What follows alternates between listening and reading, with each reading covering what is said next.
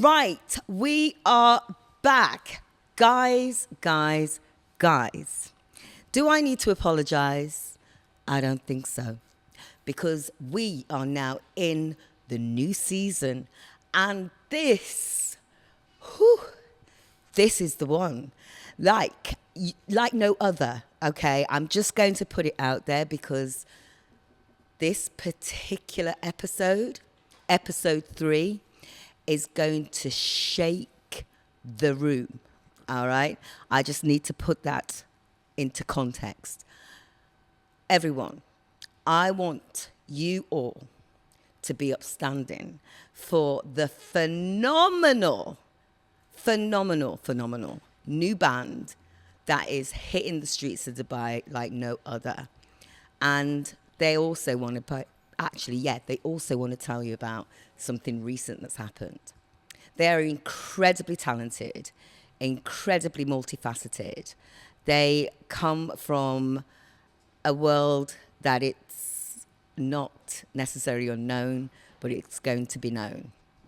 I want to give a warm and respectful introduction to the Peach Puffs.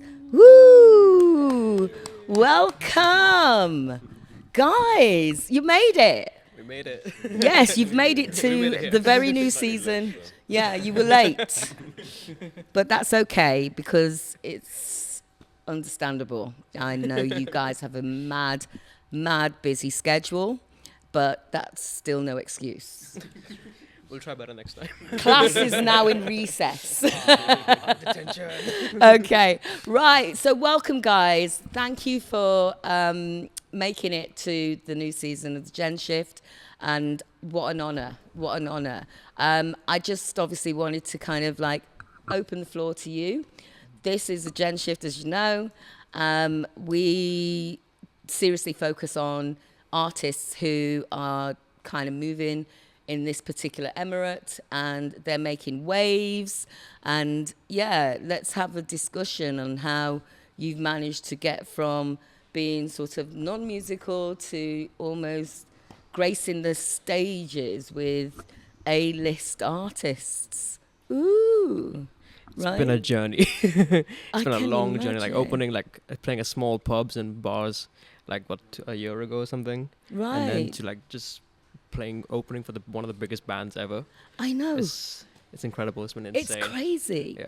So feels like a dream. Right. Before we even go into that, yeah, let's just pass the mic, so you can all introduce yourselves for the audience, of course. Right. Hi, I'm Julian, and I play bass for the Peach Puffs. Hello, I'm Moswin, and I play the drums for Peach Puffs. Hey guys, I'm Dylan. I play guitar. And I'm David. I'm the singer. I sing. Is that all right? He sings, in case you didn't get that. In case you didn't know. Awesome. Yes, David, you are the lead singer of the Peach Puffs, and again, your vocals are incredible. So before we go into the sort of the aesthetics of how you formed, let's just kind of have a conversation first. Like, you guys are Gen Z, right? One of you is questioning whether you were. Well, I don't know. You were borderline.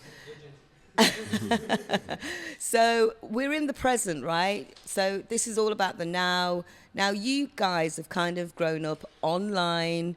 You may have had your family kind of teach you certain disciplines on how to be and, keep yourself sort of educated. But what is that like now in terms of the music scene?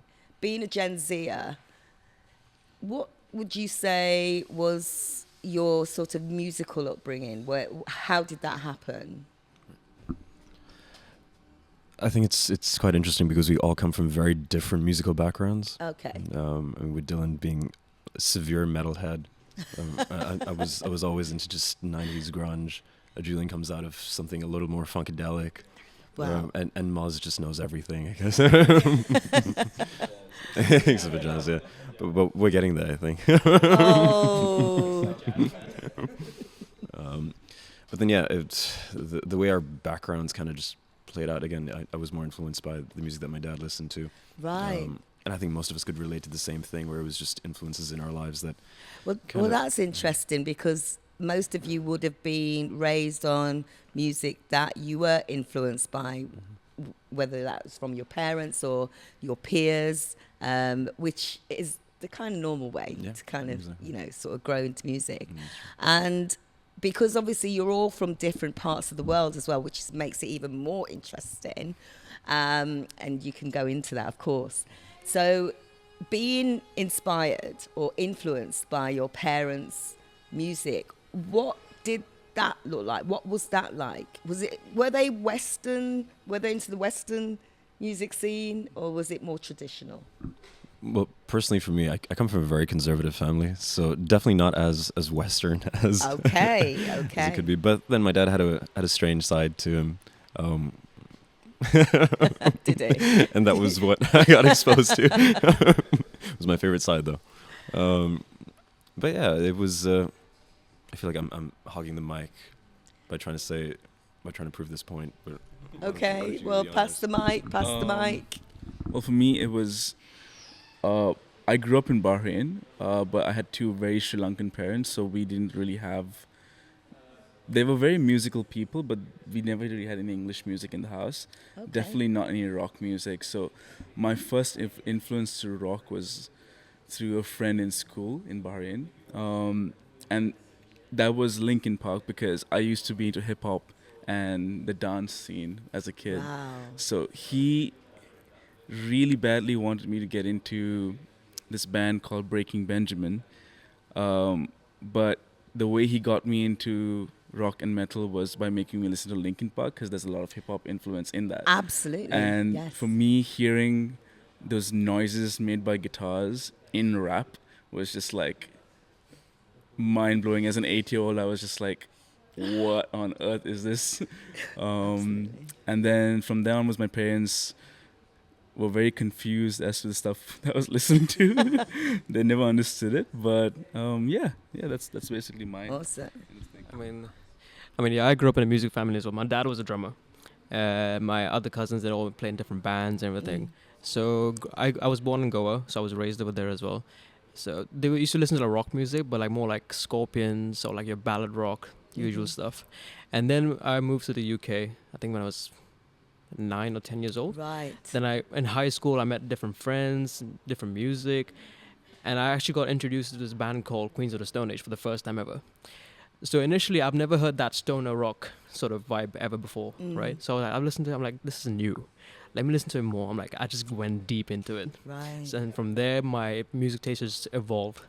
It went from Queens of the Stone Age to like Royal Blood. Yes. And then I started listening to Foo Fighters and go back to the rock stuff, classic rock stuff. And now recently I'm into like Sleep Token. It's getting heavier. It's getting heavier and heavier. Very deep. Yeah. Natural progression. Yeah, exactly. Like I do occasionally listen to like the old school stuff, like from the 90s and everything. But now, after the Linkin Park show, I've just been heavy into Linkin Park over again. But yeah, all of this.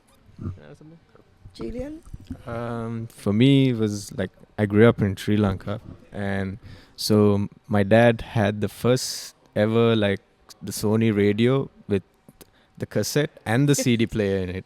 So he had the first ever Sony, like the radio. He's definitely a Gen Xer then, isn't he? So like he used to have these CDs like Whitney Houston and like Michael Jackson. So I grew up listening to all those kind of stuff. And then I got to my teenage years where I had an emo phase. So that's where I started listening to all these like, heavy like music, even Linkin Park. Yes. And then it got evolved from there, and then that's okay. You should see what he listens to now. And I thought he listened to heavy stuff. Wow. Guys, I mean... What's funny, Julie, is that like all of us have musical backgrounds in some way. Like we've all been playing in bands ever since we can remember. I mean, personally, even for me, like it was during school days when I played for a punk rock band. Dylan played for the church. I mean, if that's okay. I mean, Moz has been touring ever since. Even Julian. I met these guys at a bar in Colombo playing with a cover band at the time, and that was the first time that I actually interacted with Dylan and Julian. Phenomenal. So, I mean, that's going to lead into my next question. Obviously, you're all from different parts of the world, which makes it even more interesting that you've ended up in a part of the world where the world is in this particular emirate. What brought you all together? How did that happen? This is a long story. Well, How long do we have, Julie? oh no, wait a minute. I'm going to check my timer. Oh, we've got time. Oops. Well, it was. Should we start from all the way back then, or is that too far? It's too far. Okay. Yes. Well, we were all playing in different bands at the time. I was the only one that wasn't actually playing in a band. I was Right. very much a corporate slave.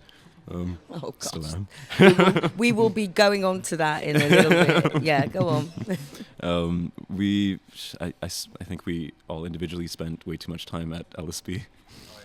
We spent way too much money there. They put up a banner for Battle of the Bands, and that's when I reached out to both Dylan and Julian. Right. And we're like, listen, I want to be able to smash a guitar on stage some band from this bar because I spend way too much money here. They were like, let's do it. So we pulled in together a couple of songs. I think it was a few Queens of the Stone Age songs. One of the rules was that we had to write an original song, pulled something out of our back pockets, and then obviously we needed a drummer. So Dylan did his magic, Yeah. used his silver tongue, and convinced the best drummer in this country to join us. And somehow he just jumped to it. Easy, actually. I'm very Okay. easy to convince. I Right. was So, easy to convince. how long have you actually been active as Peach Puffs? Since 24? August? 23. 23 is when we played Battle of the Bands. Okay, so you're definitely on the emerging ladder. Yeah. We played Battle of the Bands and never spoke to each other again for like Oh. for like 6 months. Yeah, and then we're like, hey, should we start this up again? Okay. I'm sure that's another layer of the No reason. conversation. No, it was nothing. It was just life being busy. Yeah. No, we hung out. We just didn't talk about the band. Like, Okay, we weren't trying to okay. be a Because it was band. meant to be like a one-off thing. Oh, right. Yeah. Let's just do it for fun. Okay. If we win, Yeah. we win. That's true. And then we Well, were predominantly more of a. We were, You didn't, no, but but that's but the we reason- won. We won in the long run, I think. Yeah, but we were predominantly more of a cover band, I would say. Right. We Okay. didn't have that many originals in our back pocket, but then I think once we started getting slightly more serious about it, Yeah. we realized we had quite a few demos that are just there, Okay. right for the plucking. So Interesting. that's what we used, and that's what we worked on for about a year, just trying to refine our album, Yes. which is coming out very shortly. Oh, and we will be speaking about this infamous album. So that's interesting because obviously where we are in Dubai, we are kind of oversaturated with covers. Okay, it's a very corporate environment, and most people, especially those who are working musicians, have to heavily rely on corporate events or hospitality.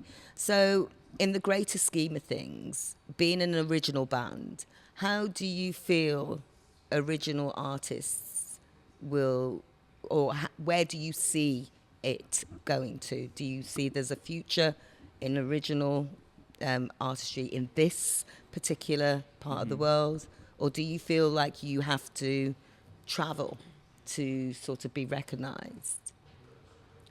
So I think like in the original scene of it, it's growing. Like Yes. it's definitely growing. Like Yes. initially it was a bit slow, but now there's so many bands, even cover bands that I know are making their own original music, Amazing. which is good. Which is I think Dubai needs that because there's so many cover bands, there's so many bars. Right. You go to the bar, you listen to the same thing over and over again, like Sweet Caroline or I like I don't know. know Wonderwall or something. Exactly. So I don't know. It's good to try something new, like original, right? That's right. Not many bands do that. Exactly. Yeah, I think it's growing for sure. And it's amazing that, through your work as well, that it's been really respected and appreciated as well, only because you're putting in the work. And that kind of justifies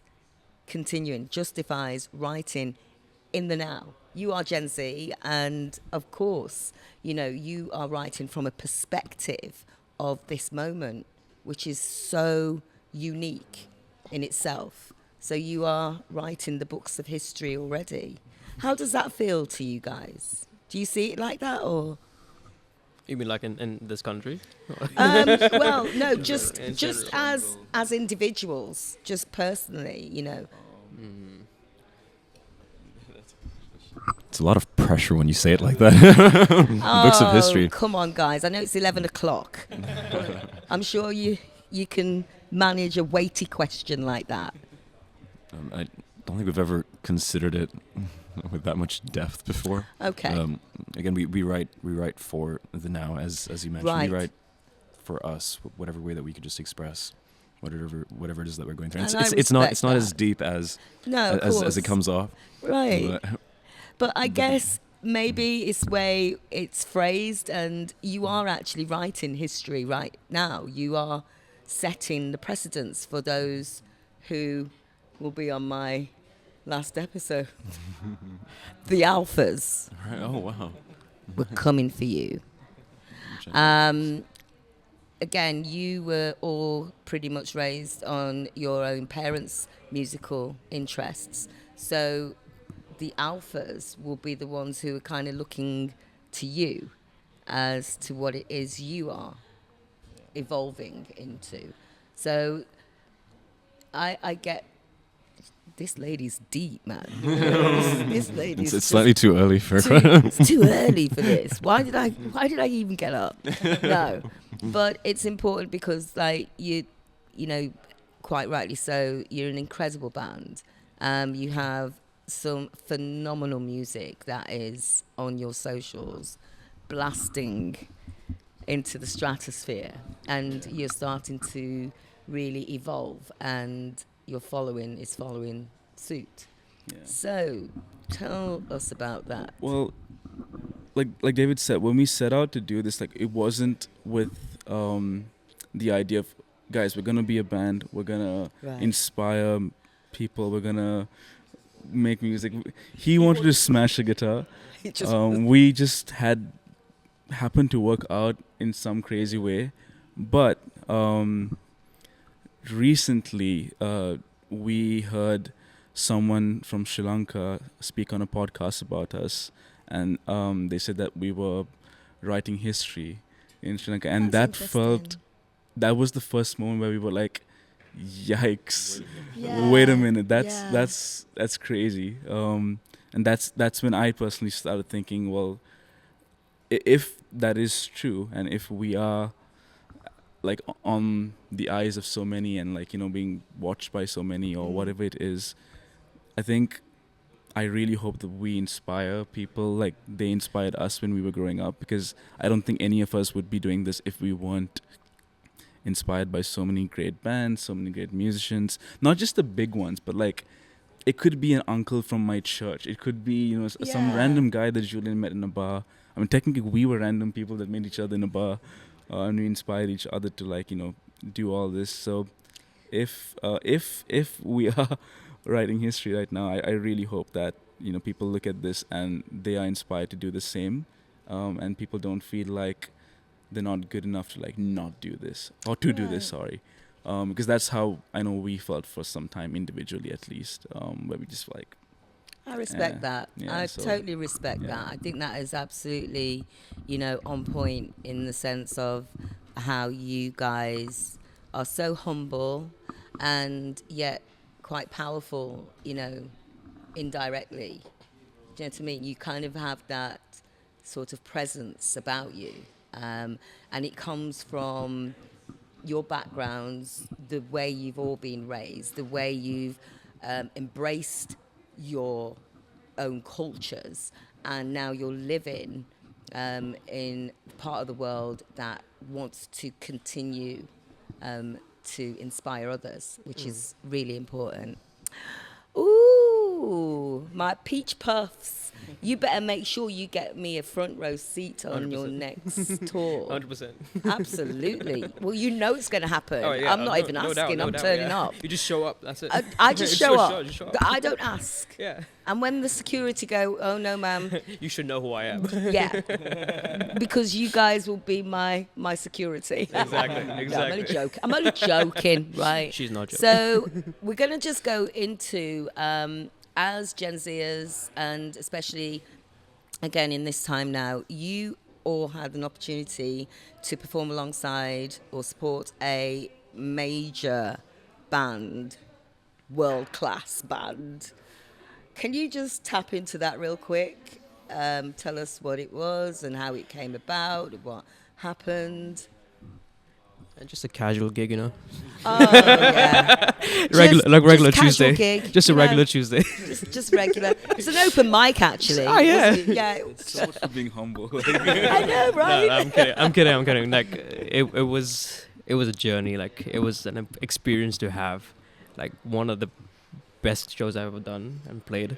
Oh, Like just being in that same presence as them. Like I was like, do we deserve this? Like, but at the same time, we're like, yeah, we deserve this. yes, you do. But Yes, you it do. was so good. Yeah. It was so ridiculously stressful. Oh, welcome to the world of tour. Well, welcome to the world of supporting major acts. Yeah, no, but obviously, like once we did get around to, to finding out that we are opening for Linkin Park, and this is the first 2 shows of the year. Not only were we ridiculously stressed, but it was a big responsibility for us as well. Just to be able to cater to that many people. Yes. And that's something that we definitely just didn't take for granted. So with Of course. with a couple of days that we had, we pulled our socks off and we just did whatever we needed to do. Moz was out of the country as Right. well, but we needed to just figure out a lot of things and coordinate. Right. Even logistically, it was a bit of a nightmare just to get things together, but we pulled through it, I think. And Do you know, yeah. nothing could prepare you for having that notice in your inbox saying, by the way, get ready, you are now going to open up for this band. And, you know, like you say, it is so stressful because it's brand new to you guys, right? Yeah. So how did you handle it? So the thing is, the reason it was incredibly stressful is because it felt like a large responsibility, but also we got to know 4 days before the Bahrain That's gig. just no time. 4 to 5 days. I think it was a Wednesday that we found out, and we played on Sunday.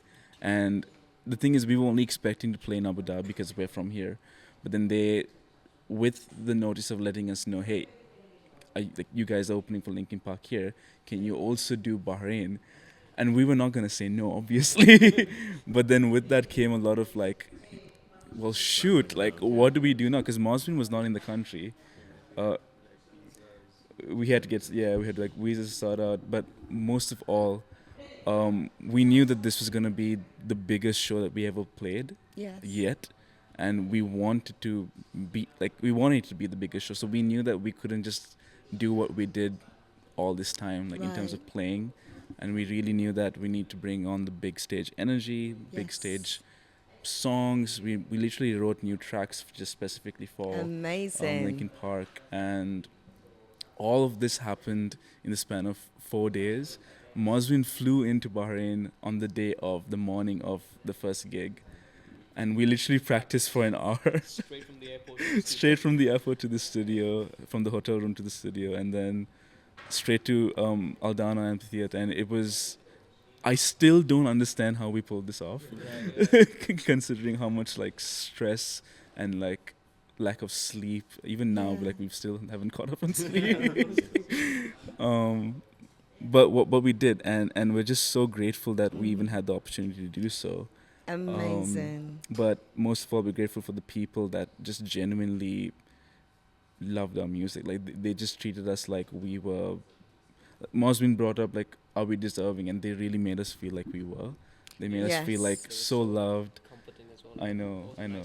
Yeah. Yes.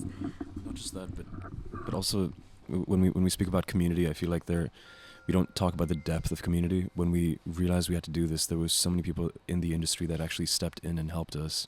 Wow. From Yeah. I don't know if we can name drop, but you know, people like Abby and Kieran, where we needed help with sound, we needed help with lighting, we needed help with visuals.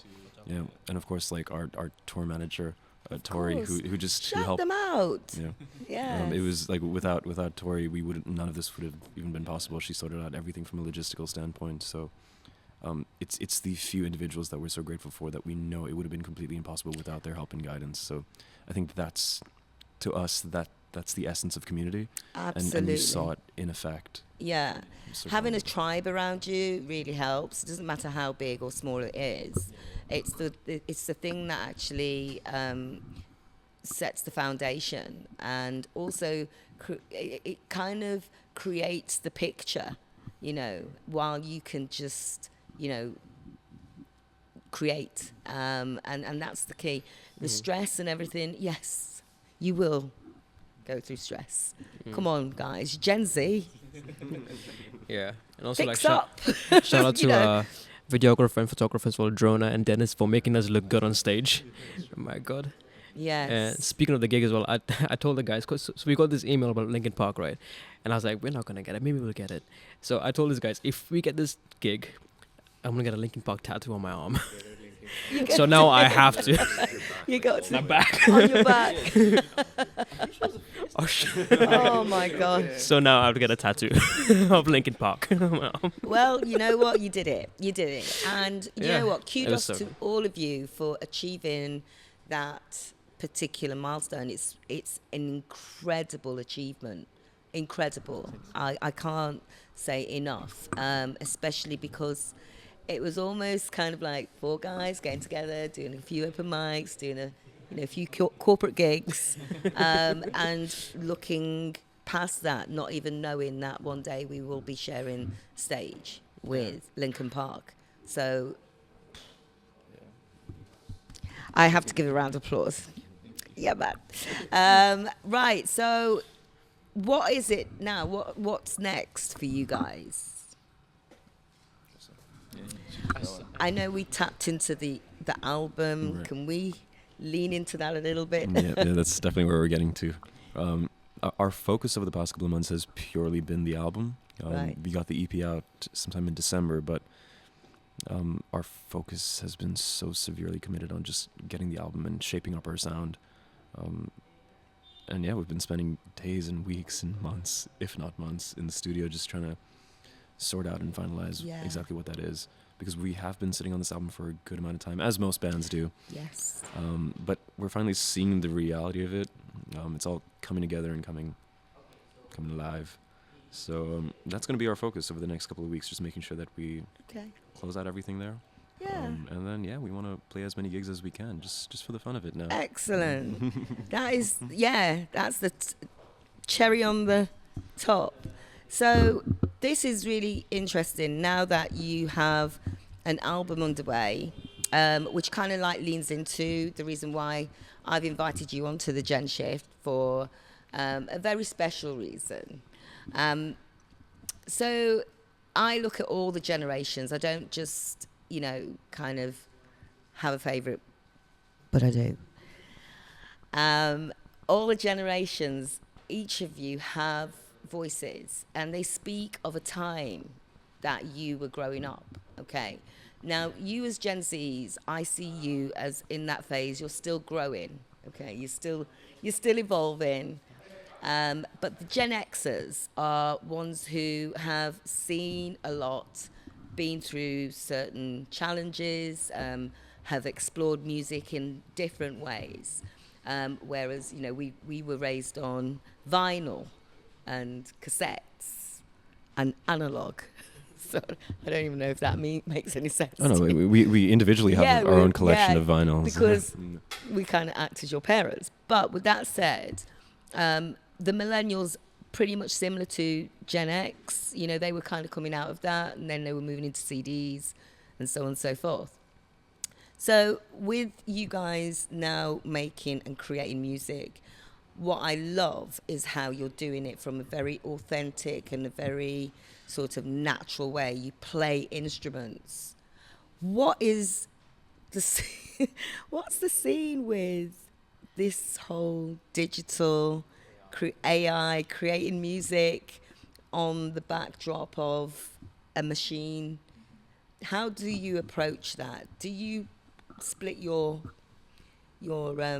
compositions digitally and naturally? Do you want to take this? How do you create as Gen Zer? So I haven't tried using AI, to be honest, with music still. I've seen a bunch of stuff obviously on YouTube, and I'm very impressed and very, very afraid because it sounds pretty good. But I think because we're at very much like the early stage of our writing, Okay. we just have stuff that we've written over the past like 10, 15 years that's just like waiting to just like be out there. A lot of it is crap. But the good ones are slowly coming out, and we still haven't really reached at least I haven't, and I'm pretty sure you guys haven't either, but we still haven't like come to a point where that's been in like the radar, like where we need to Okay. like go to it. Now my personal point of view with AI is, I think like anything else, it's definitely a tool that I think that musicians can use and possibly even should use to learn, because we all learned from somewhere. We didn't have AI growing up, obviously, but we still learn from like YouTube or watching videos and other people, Yeah, and at the end of the day, AI learns from people. So absolutely. if you learn, I do think that just like copying directly from people is wrong. I think that using AI to make your music completely is wrong, but obviously influence is a completely other story. I don't know if we'll ever come to a point where we want to do that, only because I just feel like we just have so much stuff that we just keep writing that just comes Excellent. out, and I think that every musician really gets to a point where they just keep writing, and once they finally get that first song out that's actually good, I feel like from that point onwards everything is just like golden. Yes. And Yes. it's just getting to that point where you finally write a song where it's okay, this is good, and then kind of okay, what went right, what went wrong, and then magically everything just kind of works out from there. Yeah. I agree. I mean, people didn't have AI all this time, and I don't see people needing AI Exactly. in the future, really. But again, if you want to learn, it's a great tool. I think Amazing. So, yeah. Well, thank you for your answers. And, I could literally speak to you all day. There are so many questions in my head, but I'm going to kind of not bring it totally to a close, but I am going to present to you, now that you are here, it's episode 3. It's great having you. And Thanks for having us. now the Gen Shift show, there's 5 episodes, and the very last episode is where we're going to invite you back to perform some original music. But it won't be just you. It won't be just you. It will be the other generations. So the aim is to, bring your A game. Think about whether you might want to write a new original song for episode 5, or bring something that, your fans will definitely be like rooting for you. It is up to you, but we definitely want you back. It's the battle Peach of generations. Back Battle with a of vengeance. generations. Oh, back to the generations, like Back to the Future, isn't it? Definitely, please come back and, showcase what it means to be an original artist in this part of the world in your time as Gen Zers, right? Will you do that for me? Oh, yeah. We got no choice. Yeah, I know. We got no choice. It's going to happen. Guess we have to do it. Looking forward to it. And from the band, any last thoughts from you? I'm good. Julian, come on, you've not You said must it. have a thought. What are you No. thinking right now? What are you thinking right now? Black. Black. Any final thoughts? No, just want to say that we're so grateful to everyone that has supported us again, because none of this would have been possible without Right. those individuals. Yeah, lots of new things coming up very, very shortly. So stay tuned. Excellent. And before you even disappear, my dears, this microphone seems to be. If you could just let the audience know your handles, where to follow you, how to catch you on Spotify and all that good stuff. You can find us on Instagram at Peach Puff. What is it? Yeah. Peach Puffs Band. That's Peach Puffs Band. And we are Yeah. we're verified now. There you go. And we're on Apple Music, Spotify, all major streaming platforms. You can find us everywhere. And YouTube too. Yeah. Yay. There's a few videos of us doing our best. Thank you so much. Thank you for coming on Gen Shift. And yes, we will be inviting you back for episode 5, where we're going to go in a showdown of the generations. Which one's the best? Thank you, Julie. Need I say, because I'm biased. Right, my name's Julie. I'm the founder of the Gen Shift. This is the new season of the Gen Shift, and this is Peach Puffs. Peach Puffs, and what a band they are. Please go and follow them. Check them out on all their socials. They are phenomenal, absolutely phenomenal, and they have a very, very, very bright future ahead. And until next time, love ya. Mwah!